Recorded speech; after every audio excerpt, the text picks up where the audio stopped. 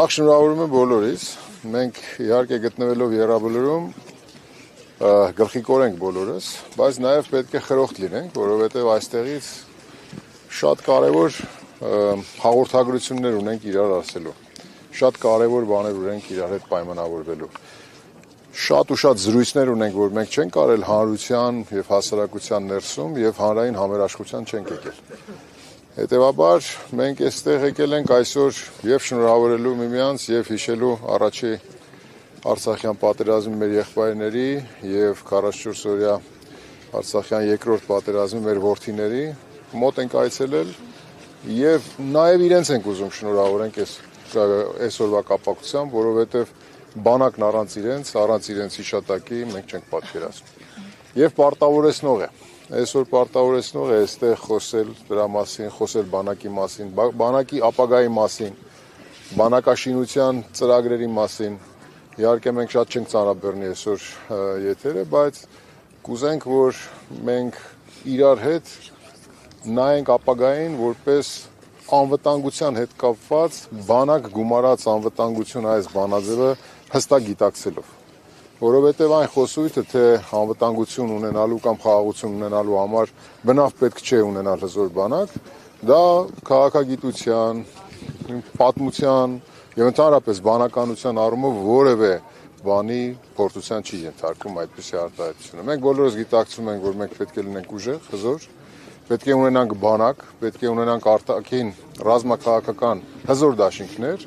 և ունենալով ուժեղ բանակ և ունենալով ռազմաքաղաքական դաշինքներ և մենք պետք է ապահովենք մեր անվտանգությունը։ Մենք եթե չունեցանք ուժեղ բանակ, մենք որևէ կերպ անվտանգ չենք կարող լինել, որովհետև ժամանակակից աշխարհում տեսնում եք ինչեր են տեղի ունենում և ուժը այսօր կարծես թե իրավունքն և ուժը իրար հետ մարտնչում են և ուժեղը իր դիրքերից կարողանում է պարտադրի այն, ինչ որ օրինակ 1 կամ 2 տասնամյակ առաջ սովորաբար մարդիկ կամ դիվանագետները փորձում էին դիվանագիտական խողովակներով կամ քննարկումների կամ բանակցությունների միջոցով լուծել։ Պաշտպանական ծախսերը կրճատելու հետ կապված ինչ կարող եք ասել եւ նաեւ այստեղ ամփոփված հերոսներից շատերը հենց կանոնավոր բանակ այսպես ունենալու ճանապարհին նաեւ զոհվեցին, իրենք էին նաեւ կանոնավոր բանակը կերտողները։ Հիմա մսխվում է եւ իրենց աթափված այրունը եւ նաեւ հետագա պատերազմների ընթացքում հերոսների թափված այրունը։ Տեսեք, Ադրբեջանը այս տարվա բյուջեում ռազմական ծախսերը նախորդ տարվա համեմատ շուրջ 30%-ով ավելացրել են։ Մենք կրճատել ենք մոտավորապես 110 միլիարդ դրամով։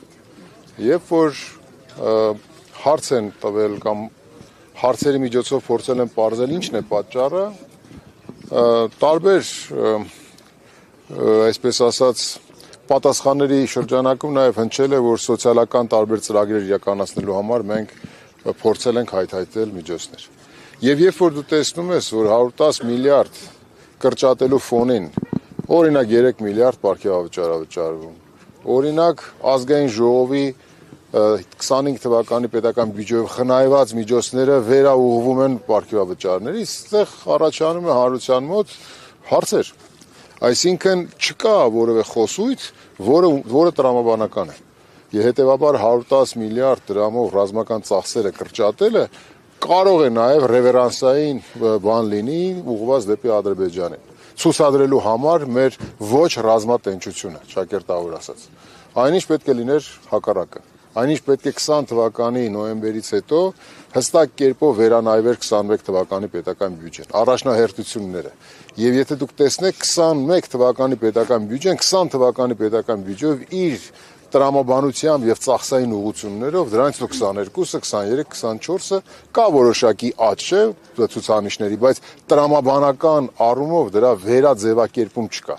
Չկա այդպիսի վերաձևակերպում, որով որ հանրությունը կտեսներ, որ պատերազմից դասեր կա քաղած եւ պատերազմի արդյունքում կրած վնասները, այդ թվում ռազմաարդյունաբերական, պաշտպանական, դրանք վերականգնելու հստակ մտադրություն կա։ Պարզանանյան Նիկոլ Փաշինյանի ներողություն եմ խնդրում, այսօրվա հայտարարության տեքստին, եթե նայենք, ձեր ասացի համատեքստում, ֆինանսավորումը ըստ էության ոչինչ չէր փոխելու, որովհետև նա նշում է, որ միջազգային գործընկերները զենք չէին վաճառում մեզ, դա էր պատճառը, որ մենք չէինք զինվում եւ նրանք մտավախություն ունեին, որ վաճառված զենքերը կտեղակայվեն ՀՀ սուվերեն տարածքից դուրս եւ օրինակ նաեւ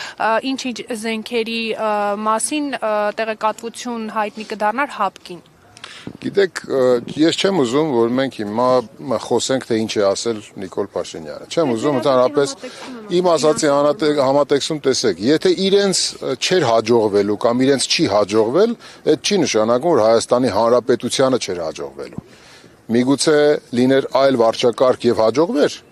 միգուցե բանակցողը փոխվեր եւ հաջողվեր։ Գիտեք, այստեղ մի շատ կարևոր ծեծված արտահայտություն կա։ Պարտության սիմվոլը երբ որ մնում է, նրա հետ չեն բանակցում։ Նրան այլ կերպ են վերաբերում միջազգային ասպարեզներում։ Իհարկե նա պետք է արդեն հաշվի նստի տարբեր ատյաններում, տարբեր հարթություններում, տարբեր աշխարհաքաղաքական բևեռներում եւ երկրներում իր բաների հանդիպումների ժամանակ։ Հետևաբար այդ խոսքը որևէ արժեք չունի։ Մենք խոսում ենք ապագայի մասին, իսկ մեր պատկերացրած ապագայում ձեր վկայակոչած անձը գոյություն չունի։ Հետևաբար եկեք չքննարկենք իրեն։ Բայց ներողություն, իրենք անթակույց խոսում են նաև սպառազինությունների վերահսկման մեխանիզմ ներմուծելու վերաբերյալ, այսինքն ստացվում է, որ այստեղ ուղիղ արդեն գուցե կան պայմանավորվածություններ, որոնց մասին մենք չգիտենք։ Իհարկե, մենք այդպիսի ողջամիտ կասկած կարող ենք ունենալ իրար հետ, որ կան պայմանավորվածություններ, որոնք որ իրագործում են, որովհետև այն ծայրագուն խախտումները, որ Ադրբեջանը նոյեմբերի 9-ի վիճակից հետո իրականացրել է նաև Հայաստանի Հանրապետության տարածքի նկատմամբ, չէ՞։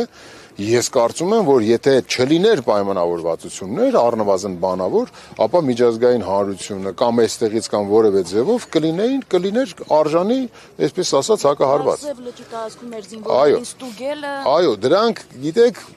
պայմանավորվածությունների շրջանակներում են, որովհետև այլ կերպ մարդկային տրամաբանությունը չի կարողանում դրանց պատասխաններ փնտրել։ Դուք ճիշտ եք։ Շնորհակալ եմ։